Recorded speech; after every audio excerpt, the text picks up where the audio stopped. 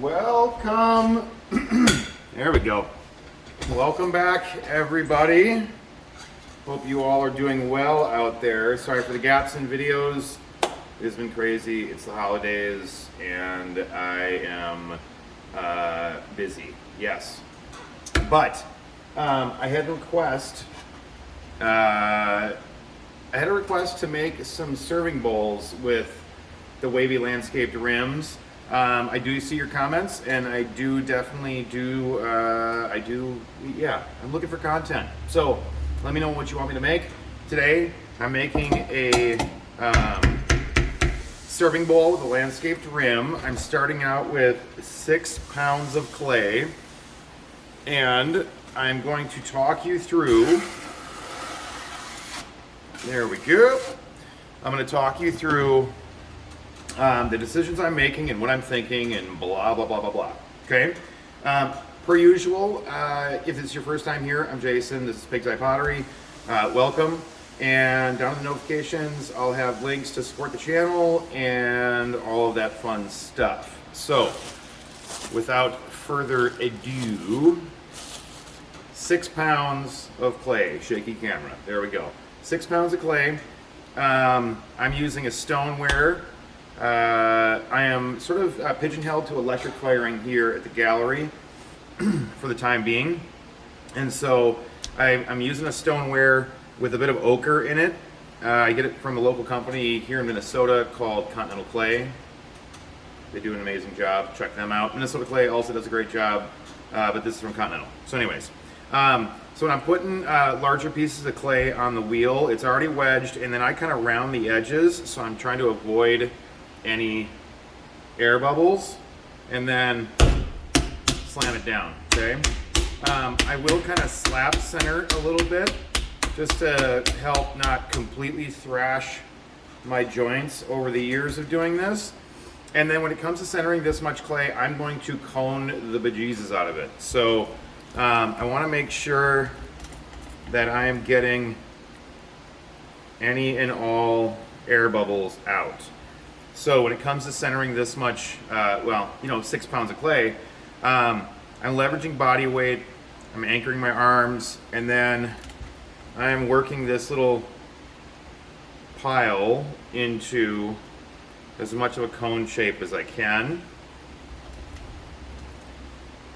Just like that. And then what I'm going to do is slide my right hand down, and with my left hand I'm kind of pushing down at a bit of an angle. The right hand is there to stabilize the material down below and keep it reined in. So with these larger chunks of clay and with this serving bowl, I'm going to start by dropping the well how I normally would with most other forms. I'm going to use my thumbs. So what I'm doing, hands wrapped around the clay, my thumbs are kind of right in the center here. And I'm just going to commit to it and drop my thumbs down into the clay and stop when I think it's about the right distance. With serving bowls, I like to put a little bit of a bigger foot than usual. I don't like them sitting flat on the table when they're done. And so for demonstration purposes, I will use that pin tool to show you what I'm working with there. About I don't know, 3/4 of an inch, something like that. That'll be plenty of material when this is all said and done to trim a foot. And then I'm going to open it up a little bit with my thumbs. And when I'm doing that, I'm trying to ease off the pressure, so I'm getting this start of a bowl, kind of the beginning interior of a bowl. The next step to open this up even more is I'm going to use the sponge to spread out the pressure. I'm going to start in the middle here, and I'm going to pull my fingers toward the heel of my right hand. And as I do that, hopefully this makes sense, I'm going to start in the lowest spot in the middle, and then as I pull up, as I pull away, I'm going to pull like that, and hopefully it kind of tapers the depth so it's tapered up. So just gently pulling up like that, okay? Just a little bit. I'm not trying to get too wild. I want to leave a fair amount of material. And then I'm using now my right hand with my fingertips to kind of reinforce that curve down on the bottom here. Over and over and over and over. Just trying to get that right angle and also compress some of the clay. And it seems I have a slight air bubble, which is awesome. I did 4 of these before this one just to kind of get in the rhythm. And of course, this one's the one with the air bubble. So whenever I see an air bubble, I'll take this pin tool, I'll mark it with a little X, and that's usually enough of a disturbance to kind of push that air out when I do another pass with my fingers. And there we go. Sweet. Okay. On this first actual official pull, I'm going to be moving a fair amount of material. On some of these, it's just a matter of preference. I don't use my fingertips. I kind of use a knuckle.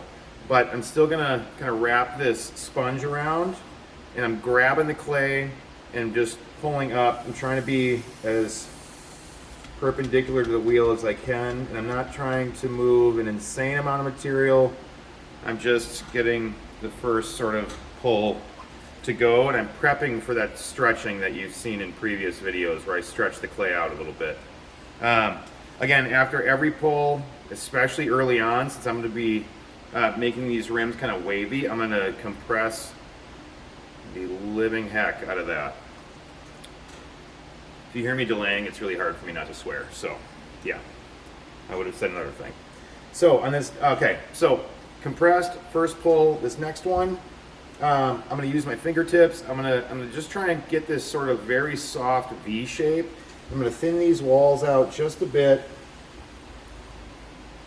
and pull the clay up, but I want to leave these walls a little thick yet because I'm going to be stretching the clay here shortly.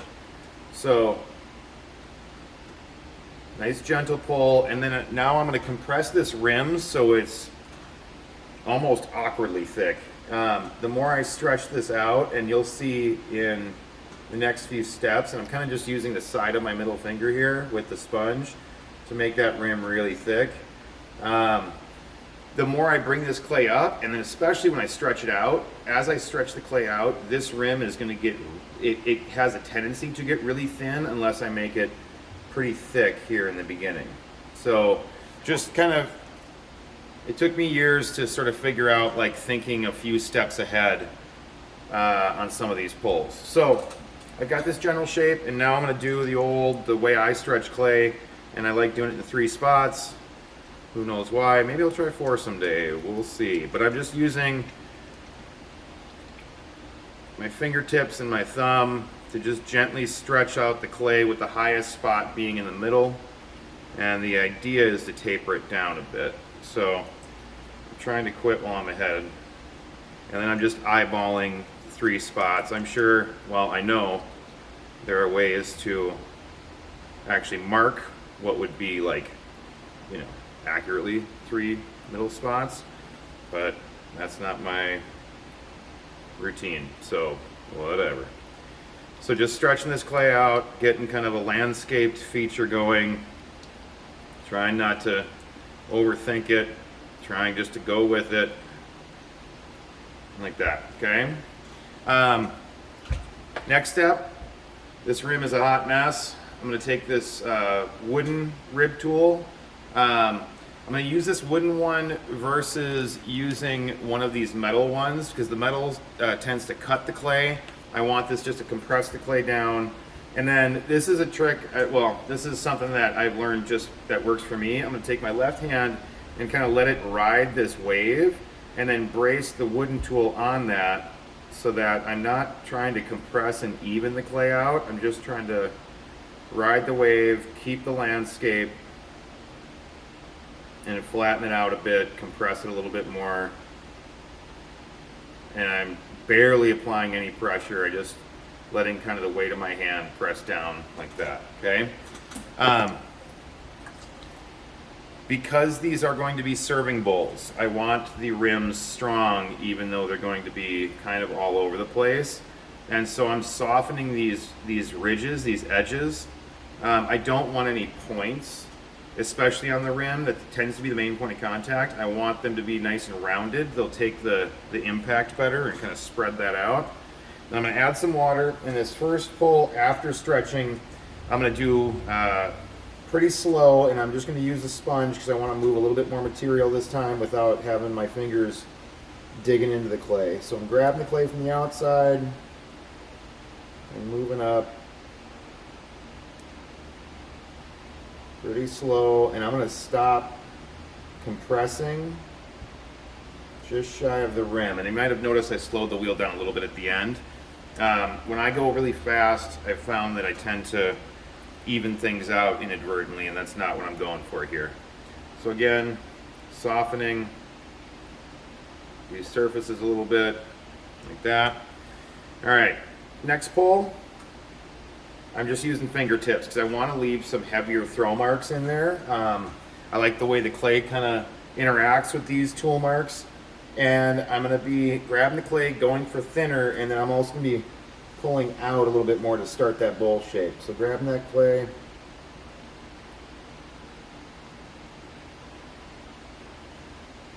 just gently pulling up, slowing the wheel down a bit at the top to kind of rein things in a little bit. I always like, I don't know if there's any function to me soaking up the water from the inside. I have the idea in my head that if water sits in there for a while, it tends to kind of mess with the integrity of the clay, like it'll leach into the clay. Anyways, doesn't matter.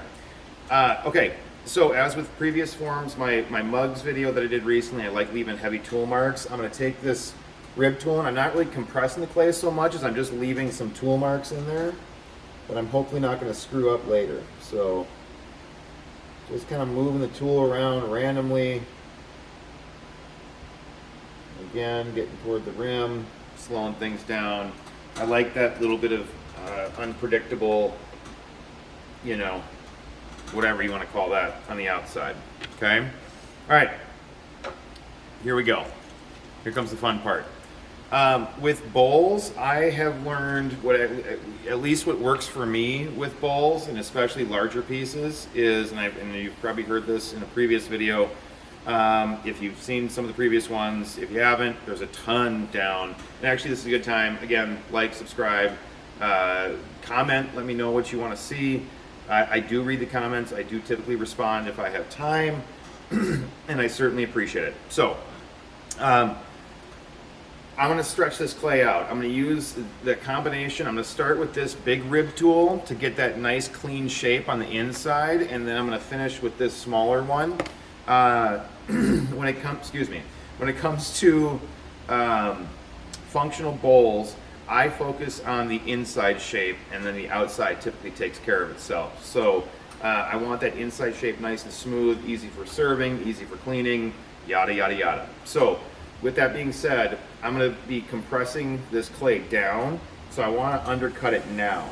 The reason I'm undercutting it now is I don't want to compress the clay down into this bowl shape, then go to undercut it because it'll push material up and I'll have a weird ridge on the inside. So it's undercut. I'm going to add just a touch of water. I'm really not trying to touch the inside on this next move. And then I'm just going to work with this longer rib tool, and my finger's just kind of there for reference, and I'm just going to press it into the top here, and I'm going to shape down. So I'm starting from the top and working my way down. Just slowly pushing the clay out, and I'm really focusing on the edge of this rib tool, defining the inner surface of the bowl.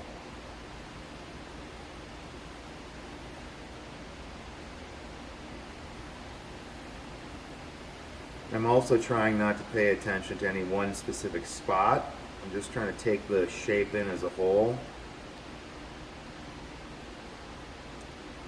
Just applying kind of various amounts of pressure depending on where I think it needs it. So, one of the joys of throwing pots on a busy street is people will walk by and wonder what the heck a weird bearded fellow is doing making pots in the front window. Whatever. Okay, so next thing I'm gonna do is clean up this edge a little bit. I want to give this bowl, so it's a little shallow. I was kind of taught by a few people that if you want to make vessels that are going to hold things, sometimes a nice look is to make them look full. So give them a bit of a belly. That's where this tool is going to come in handy. I'm going to start in the middle and I'm going to push out using this edge to kind of give it a bit of a belly. And I'm just holding this rim to kind of keep it a little bit in line, but I'm not really trying to change too much. Thinking functions. So I want this to be, you know, an inviting bowl that you can kind of see what's going on inside of it, but also as far as like getting food out of it, it's easy. So I hope any of that rambling made sense. I really do. And I think that's about good. Looks decent. I might do one more. Let's tinker. Although I could be screwing it up at this point. We will see. Okay. Leave it alone. All right. So I like checking the profile. I know I'm going to trim material off at the bottom here. So for now, it looks pretty good to me. I'm going to take this sponge one more time and just kind of let it ride on the rims there, and this little like kind of almost a split rim type situation, and just soften those rims. And then I like adding some spirally weird zhuzh to the inside. Again, the whole pot's going to be landscapey and weird, so I'm going to make the spiral landscapey and weird. And so I'm just going to put the rib tool down, tilt it, make sure it's hitting that edge, and then leave kind of a nice defined tool mark in there. Just like that. You can see I kind of just got a little weird with it.